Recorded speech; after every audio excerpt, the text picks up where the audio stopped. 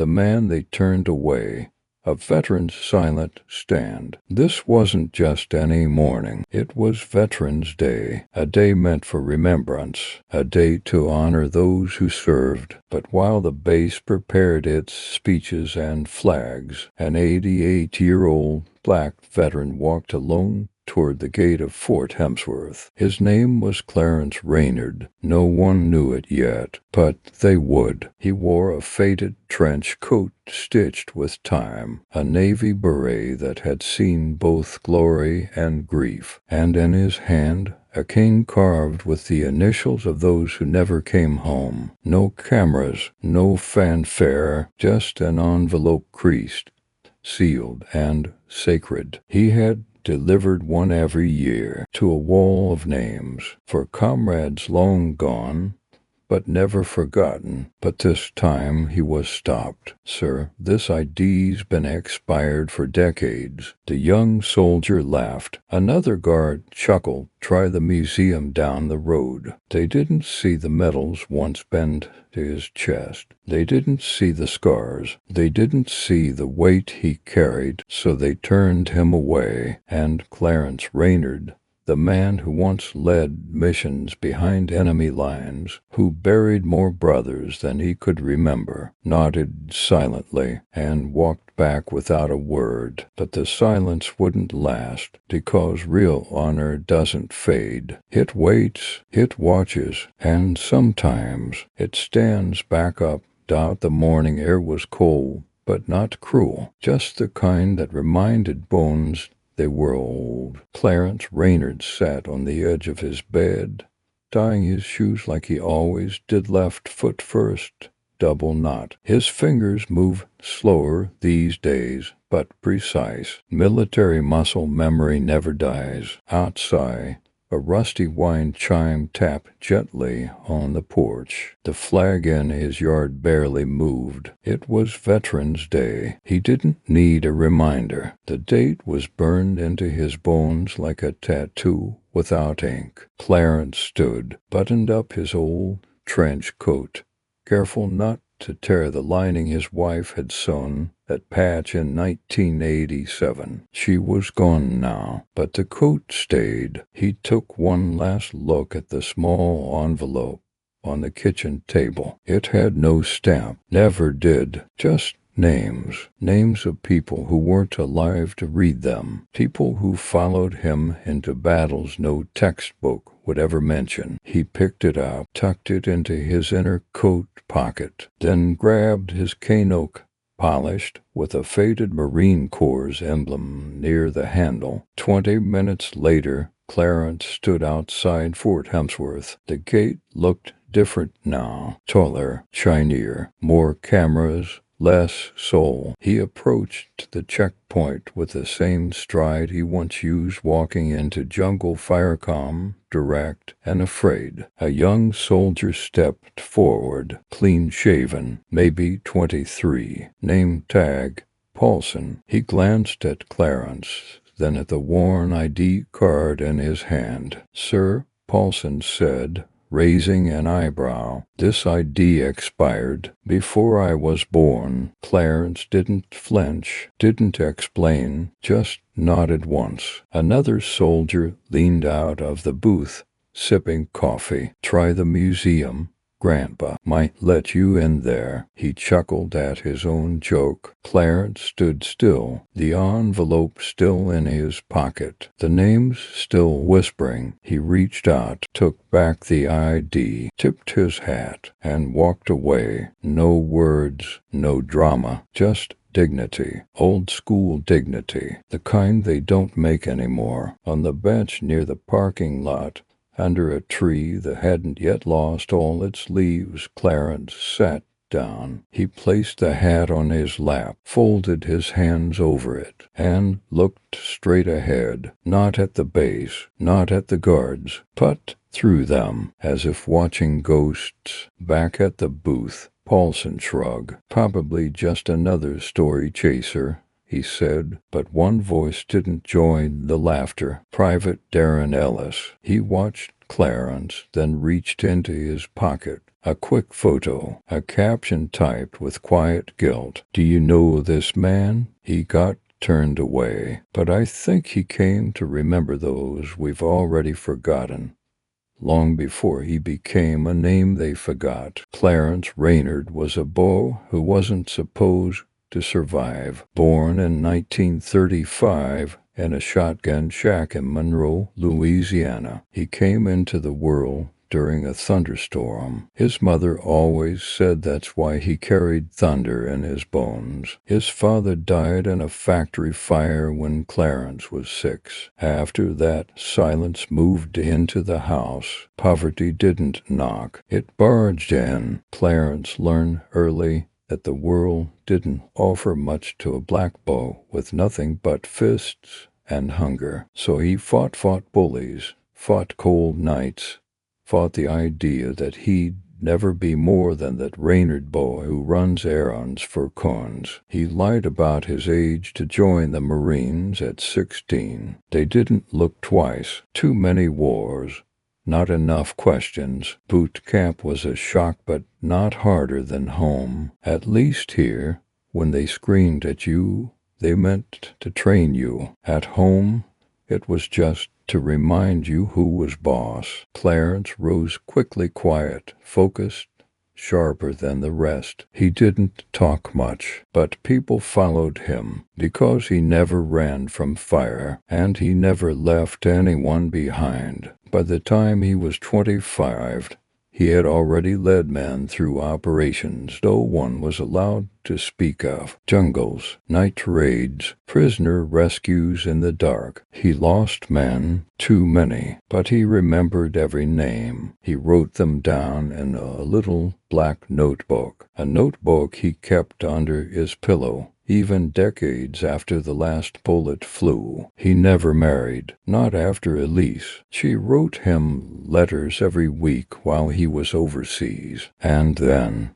she stopped. 3 months later, the letter came. She died of pneumonia. No funeral, just a cremation and a cold goodbye from her sister. Clarence never spoke of her again, but every November 11th, he folded a letter for her too, placed it in the same envelope with the others. When he left the service, there was no parade, no medals handed on stage, just a discharge paper and an empty apartment. He took a job fixing rail lines in Birmingham, kept his head down, never told his coworkers what he used to be, because being a hero in war meant nothing in a world that didn't see past your skin. But every Veterans Day, Clarence put on that coat, tucked a fresh envelope into his pocket, and went back to the wall. He never missed a year, even when his knees failed him, even when the world forgot his name, because Clarence Raynard didn't live for recognition. He lived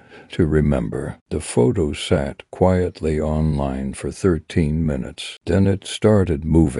First a few likes, then a comment. He looks like my grandfather. Fought in Korea. Same eyes. By the 22nd minute, the image had been shared to an internal vet group. By the 34th, it reached someone who knew the name. Clarence Raynard. That man led Ghost Unit Bravo in 71. Within an hour, the image was on a monitor at the Pentagon. A secure line lit up red. Colonel Renee Lanston picked it up without blinking. "Get me Fort Hemsworth," she said. Nah. Back at the base, Private Darren Ellis was still in the break room, pacing. He couldn't stop thinking about the look in the old man's eyes. Not anger, not sadness, just stillness, like he had already made peace with being forgotten. The phone on the wall rang, sharp, loud, too official. Sergeant Myers answered, listened, then froze. Put it on speaker, the voice demanded. Colonel Langston's voice filled the room. You turned away Sergeant Major Clarence Raynard,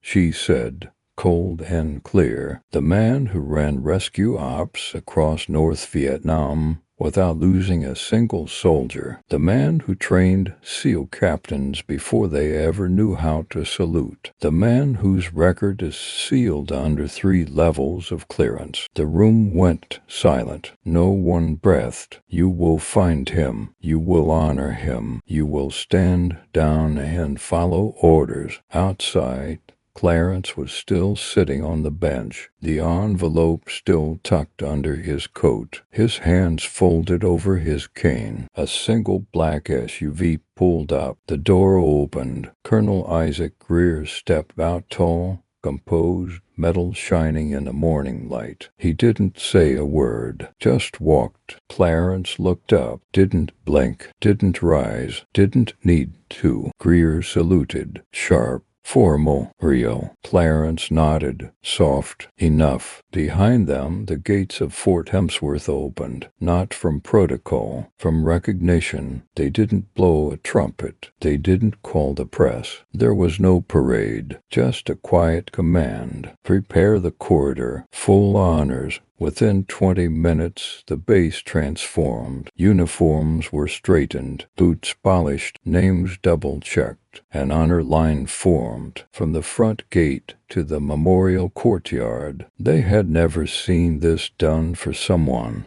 who never asked. Clarence walked slowly, not because of age, but because of reverence. His cane tapped lightly, not as support, as rhythm, like each step matched the name of a man he once led. To his left and right, young soldiers, silent, still, saluting. Some didn't know who he was, but they knew what he was, a legacy, in flesh, still breathing. Colonel Greer walked the steps behind. No one spoke. No one dared. At the far end stood Lieutenant Paulson, the same guard who had laughed, now, back straight, chin tight, face pale. Beside him, Ellis, eyes locked on Clarence, hand raised in sharp salute. Clarence passed them both. No glance, no grudge, only grace. As they reached the courtyard, the line split to allow him through. Dozens of recruits stood shoulder to shoulder, mechanics in grease-stained coveralls, medics in scrubs, kitchen staff still wearing aprons. Every pair of eyes followed the old man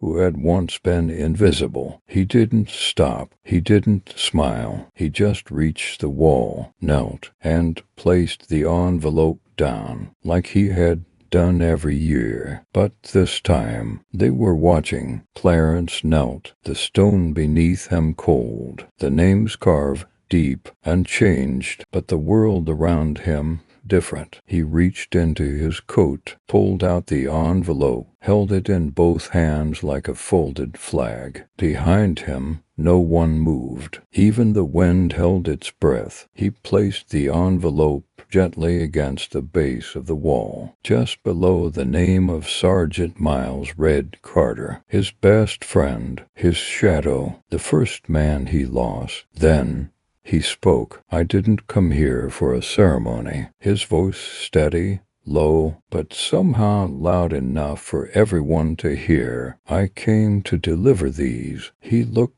down at the envelope. I've been writing them every year, one for each of them. Told their families what kind of men they were, what they did, what they gave. He paused. His hand trembled slightly, but not from weakness, from memory. I never mailed them, he said. I didn't think anyone would care. Behind him, Colonel Greer stepped forward, then stopped. We did, he said, quiet, but clear. Clarence turned, confused. Greer nodded. We've been collecting your letters every year. Each time you left them here, we came for them. Clarence blinked, and we delivered them to the families, every single one. A hush swept the courtyard like a holy wind. Some in the crowd lowered their heads. Others wept quietly. Some families read them every year at the dinner table. Greer continued. Some keep them in lock boxes. Some framed them next to medals they didn't know existed until your words explained them. Clarence's eyes filled. He didn't cry. He never cried in public. But this cracked something deep inside. Why? He asked. Greer didn't hesitate. Because you remembered what the rest of us forgot. The crowd remained still. No one wanted to break the silence Clarence had created. No one wanted to step on sacred ground with careless words. But one man had to. Lieutenant Paulson, the one who laughed, the one who mocked. He stepped forward, stiff and sure. His voice barely reached his own ears. Sergeant Major, he said, but the words stuck in his throat. Clarence turned, not angry, just waiting. I didn't know who you were, Paulson continued. I didn't know what you done. Clarence raised one eyebrow barely noticeable, then said, You saw an old man. Paulson nodded, swallowed hard. Yes, sir. Clarence stepped closer, looked him dead in the eye. I was an old man yesterday, too, he said. But you didn't see me then. Paulson looked down. I'm sorry, sir. Clarence didn't nod, didn't forgive. Not yet. You failed me, he said. But more than that, you failed yourself. Paulson took a breath, long, heavy. I want to fix it, he said. Clarence's voice was soft. Then don't salute me. Salute what I stood for, and treat the next man better than you treated me. Private Ellis stepped forward. Sir, I didn't stop them either. Clarence turned to him. I know. I should have. Clarence smiled just a little. You did enough. You saw me. That evening the base was different. It wasn't in the banners or uniforms or the salute protocols. It was in the way people looked at each other. Slower, more intentional, like they were finally seeing. At the mess hall, conversations were softer. At the barracks, younger soldiers sat quietly flipping through history books they never opened before. Names that once meant nothing now carried weight. In the main hallway of the command center, a new plaque was installed. Bronze, heavy, simple. The Clarence Raynard Gate, in honor of the dignity we almost fail to see. Underneath, a smaller inscription. Respect is not given. It is carried. Colonel Greer ordered that every new recruit at Fort Hemsworth would learn Clarence's story in their first week, not as history, but as instruction, because Clarence had taught them something no manual ever could, that legacy isn't medals or parades. It's a letter left on a wall, a man sitting alone but never defeated, a truth that outlasts silence. Clarence returned home quietly that night. Same coat, same cane, but something in the way his shoulders moved lighter, as if the weight of every unopened letter had finally been shared. And the next morning, at exactly 7 a.m., a letter sat taped to the inside of Fort Hemsworth's front gate, handwritten, no signature. It read, Never forget those who stood silently beside you, because sometimes their silence is louder than victory. Clarence Raynard passed away 2 years later, in his sleep, peaceful, no hospital, no machines, just his breath slowing into silence. He was 90. They found him in his favorite chair, a blanket over his knees, and a letter resting gently on his lap. It was sealed, addressed simply, For those who are still listening, inside. One last letter, not to a soldier, not to a comrade, to all of us. If you are reading this, then I have done my part. I was never meant to be remembered. I only hoped to remember them. I've carried names longer than most carry pain, and though the years faded my face, they never dim my memory. We don't fight for applause. We fight for the man beside us, and if we make it home, we carry the ghosts of those who didn't. So be kind to the quiet ones, the ones who don't brag, because some of them have already done more than you'll ever know. And to the next guard who sees an old man with a letter, open the gate, not just the one made of steel, but the one around your heart.